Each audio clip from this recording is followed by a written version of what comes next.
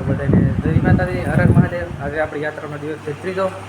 બધો સામાન પેક કરી નાખ્યો છે ને સામે ગાડી બતાવું તમને. આપણી ગાડી સામે પડી છે, પેક કરવાનો છે એમાં બધો સામાન. ચાલો હમણાં પેક કરી મને બતાવી. આજે નીકળવાનું છે ડાકોર બાજુ.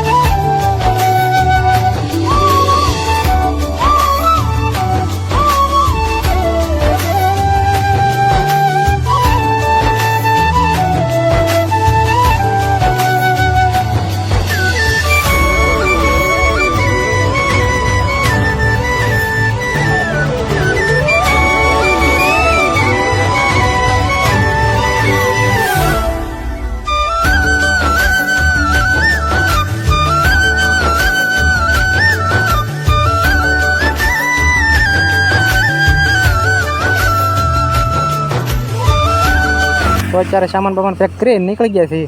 હવે જવાનું છે ડાકોર સુનાવાડા. પછી તમને આગળ જઈને મળીએ. આજ સવારમાં આપણે ગાડીમાં નાનું એવું એક એક્સિડન્ટ થઈ ગયું છે. તો ગાડી રસ્તામાં પડી છે અને બાજુમાં એક મકાન છે. આ ભાઈને બોલાવે છે જીમા છે, બહુ હાંસવા. આપણો સામાન પણ બધો હતો ને એ ભાઈને બધા આમ લઈને જાય છે. તો આ ભાઈનો બહુ દિલથી આભાર. ગાડીમાં થોડોક મોટો ફોડ આવી ગયો છે એટલે અત્યારે જવાનું છે ભાવનગર જઈને પછી નવો પ્લાન બનાવી. કેમ કે હજી ઘરે પરમિશન પણ લેવી પડશે ને ગાડીમાં થોડુંક ફૂલ ભાંગતૂટ થઈ છે. ગાડી તો હાલ એમ છે જ નહીં. તો આ પછી બીજી ગાડીનો કોન્ટેક કરીએ, એ પછી ખબર પડે. હવે રોડે પડી છે ગાડી, હમણાં તમને જઈને બતાવું પછી હું. તો આ ભાઈને આવે છે આપણો સામાન લઈને. એ ભાઈની ઘરે હતા. એ ભાઈ બહુ હાંસવા થાય ને આપણી ગાડી આ રક્ષા પડી ને ત્યાં ભૂંગળારે અફરાણી છે. સામે પડી છે ગાડી. તો જરાક તમને બતાવી દો ગાડી તો ટોટલ લોસ જ છે. તો મહાદેવની કૃપા કહેવાય એટલે કાંઈ થયું નથી. આ જોઈ શકો છો તમે ગાડી આપણી જોઈ શકો છો. તો હવે ભાવનગર લઈ જવાની છે વીમામાં. પછી ના જઈને ખબર પડે પછી પ્લાન ગોઠવીએ જે થાય. મળીએ પછી પાછા નવા વિડીયોમાં. તો અત્યારે આપણે આપણી ગાડી સુપર કેરીમાં લોડ કરીને નીકળી ગયા છીએ. ધોલેરા એક્સપ્રેસ માટે ચડવાનું છે. અહીંથી સીધું આપણે ભાવનગર નીકળવાનું છે. ભાવનગર જઈને શોરૂમે જઈને વાત કરીએ પછી શું થાય ખબર પડે.